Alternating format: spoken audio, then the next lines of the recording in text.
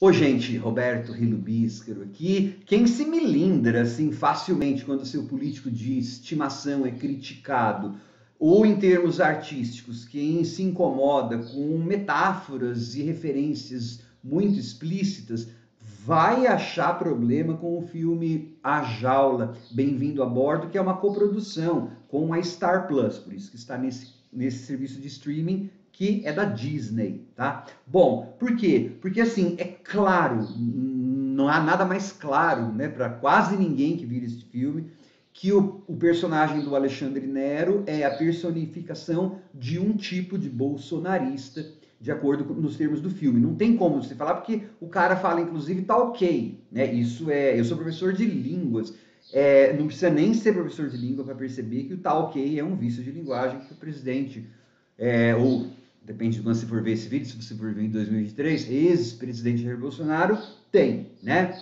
E ele fala outras coisas que a gente ouviu da própria boca do presidente ou de alguns de seus apoiadores. Está falando é um filme, não sou eu que estou falando. A única coisa que eu falei aqui é que ele tem um vício de linguagem que é o tá ok, tá? Bom, também você consegue perceber em 2 minutos que aquela apresentadora do programa policial é um apresentador muito famoso, me ajuda aí, ou, né, fala, tem os mesmos jargões. Então, assim, em termos de botar referência na sua cara, é praticamente como se fosse um soco, porque o filme supostamente está falando do contraponto de um cidadão de bem, como algumas pessoas se autodenominam, e aí o filme vai apresentar a sua versão do cidadão de bem, contra um cara que entrou para roubar um carro. Tá? Só que antes de continuar, eu gostaria de convidá-los a se inscreverem no canal Robertando, curtir os vídeos, compartilhá-los, eu agradeço bastante.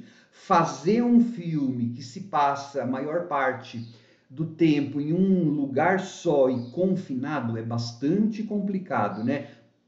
Assim, para você não deixar a peteca dramática cair, para a gente não perder o interesse, para não esgotar as alternativas, tá? Esse filme não consegue fugir disso, depois eu vou dizer, mas ele opta por ser, em boa parte, um filme no qual uma das personagens passa o tempo todo da narrativa dentro de um carro. Então são closes extremos no rosto daquele ator, que está fazendo um bom trabalho, o Alexandre Nero também está, porque a história começa assim, logo de cara a gente já é apresentado a situação dramática, né? Um jovem arromba um carro e começa a fazer urinar dentro desse carro, um carro de luxo e tal, e a gente já tem algumas informações que, na verdade, provavelmente serão quase as únicas que a gente vai ter daquela personagem. Isso vai ter um problema depois, eu acho.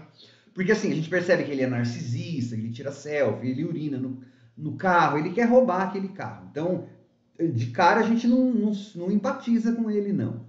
Só que quando ele vai tentar sair, as portas se fecham e ele percebe que ele está preso no carro. Aí, depois de um tempo, ele recebe uma ligação e aos poucos a gente vai conhecendo quem é o cara que manteve ele preso no carro, que é um médico de cidadão de bem. Ele fala isso, não sou eu que estou falando essa expressão. É um cidadão de bem, que respeita a pátria, não sei o quê, não sei o quê. Por isso que eu falei que não tem como não ler como um bolsonarista, ou uma espécie de bolsonarista, né? Daí, esse cara começa a torturar psicológica e fisicamente esse ladrão de carro que está dentro ali do automóvel, durante boa parte do filme. É assim, a gente conhece muito mais a história do médico, tá? De classe média alta, tal. Talvez com a intenção de criar uma personagem generalista, né? Tipo Os Oprimidos, não sei o que passou na cabeça do roteirista. Isso é baseado em um filme argentino, tá? 4x4, que eu não assisti. A gente não tem muita informação pessoal. A gente sabe que o cara assaltante tem um filho ou uma filha, que a gente vê inclusive ele tratando mal, perdendo a paciência, né, como qualquer pai talvez fizesse na situação dele, ao telefone. Só que ele acaba sendo meio que uma cifra, né? Essa escolha de tornar uma personagem generalista, generalizada, acaba fazendo com que a gente possa não se importar muito com aquele cara, né? É meio que O que eu senti foi que o filme pede para que a gente empatize só porque aquele cara está sofrendo. Nem todo mundo consegue fazer isso. A gente precisa ter um estofo maior, tá? Bom, então isso pode ser um problema para esse filme. A personagem do Alexandre Nero é muito mais bem delineada. E é claro que chega num determinado momento em que aquela situação de confinamento vai ficando insustentável de a gente não começar a olhar no relógio. Nossa, quanto tempo já faz que está isso? E aí a gente começa a fazer perguntas, né? Eu não entendo nada de carro, quanto menos de carro blindado. Mas eu imaginei assim, esse carro nem balança, alguém que está assistindo aí entende, o carro blindado nem balançar, porque aquele carro parece que fica assim, ele é a prova de som, me explicou tudo, mas ele não balança, ele não podia ficar balançando, e em nenhum segundo, em nenhum momento esse moço tentou fazer uma ligação direta. Ah, não dava, porque então, você ter me mostrado, pelo menos porque assim, eu teria que ter esgotado algumas das ações básicas que uma personagem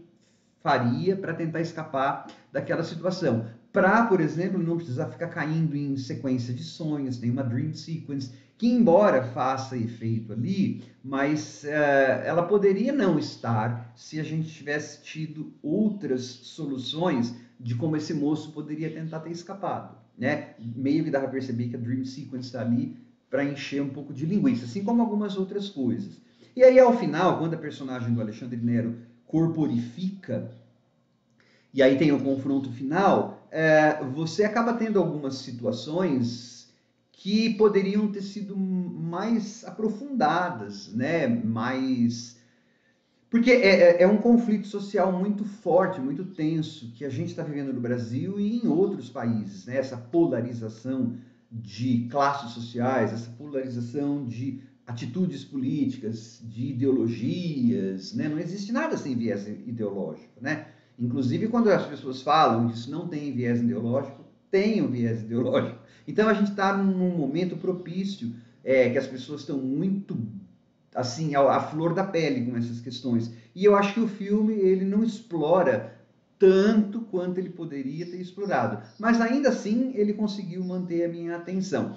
Se ele talvez fosse um episódio de uma série de antologia, eu acho que funcionaria até melhor, tá? Mas, assim, é um ponto positivo, acho, para o cinema nacional e para os serviços de streaming, que são mainstream, eles são comerciais, né? Trazerem essas discussões polarizadas para as pessoas que assinam, quer você goste de Bolsonaro, quer você goste de X ou Y ou Z. Eu, na verdade, aqui no canal penso nos filmes, né?